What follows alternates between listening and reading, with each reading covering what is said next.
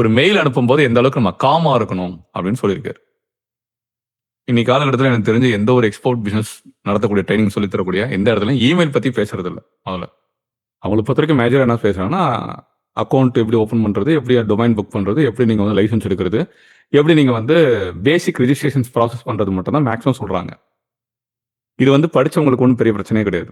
இப்போ படிச்சவங்கன்னு வைங்களேன், registration licence proceed பண்ணிட்டு அதுக்கப்புறமேட்டு என்கொயரி ஜென்ரேட் பண்ணி என்கொயரியை வந்து அடுத்த இடத்துக்கு மார்க்கெட்டிங் பண்ணுறதுக்கு தேவையான கம்யூனிகேஷனுக்குள்ள போயிடுவாங்க. இப்போ நிறைய பேருக்கு என்ன பிரச்சனை, படிக்காதவங்க தான் இந்த பிரச்சனை. இந்த படிக்காம இருக்கவங்க, கம்ப்யூட்டர் தெரியாம இருக்கிறவங்க, ஸோ இவங்களால முன்னாடி இதெல்லாம் ஹேண்டில் பண்ணிருக்க மாட்டாங்க. இப்போ அவங்கள பொறுத்த வரைக்கும் பார்த்தீங்கன்னா, இப்போ சார் சொன்ன மாதிரி இப்போ இவ்வளோ தூரத்துக்கு புரிஞ்சு பக்குவமா காமா மெயில் அனுப்பணும் தெரியுமா அப்படின்னு கேட்டா கொஸ்டின் மார்க் தான். என்ன கேட்டால் நிறைய பேருக்கு உள்ள வரக்கூடிய பிசினஸ்குள்ள வரக்கூடிய எக்ஸ்போர்ட்குள்ள வரக்கூடிய நிறைய பேருக்கு மெயில் கம்யூனிகேஷன் பண்ணுங்கிறதே தெரிய மாட்டேங்குது. எல்லாம் ஏதோ லோக்கல் பிசினஸ் பண்ற மாதிரி டொமஸ்டிக்ல வாட்ஸ்அப்ல ஃபாலோ பண்ணிக்கிற மாதிரி, வாட்ஸ்அப்ல கால் பண்ற மாதிரி, வாட்ஸ்அப்ல பேசிக்கிட்டு வாட்ஸ்அப்ல முடிச்சு வாட்ஸ்அப்ல எல்லாம் போயிருங்கிற மாதிரி தான் பேசுறாங்க. இதுக்கு முழுக்க முழுக்க காரணம் வந்து யாருன்னு பாத்தீங்கன்னா ஒரு ஃபேக் எக்ஸ்போர்ட் ட்ரைனர் தான். ஏன்னா அவர் பிசினஸ் பண்ணிட்டு இருந்தாங்கன்னு அவருக்கு தெரியும். இந்த கம்யூனிகேஷன் எப்படி ஃபாலோ பண்ணணும், எப்படி கொண்டு போகணும், என்ன மாதிரி கம்யூனிகேஷன் தான் அது லாங் டேர்ம் ஆர்டரா மாறுங்கிறதெல்லாம் அவர் பிசினஸ் பண்ணாதானே தெரியும்.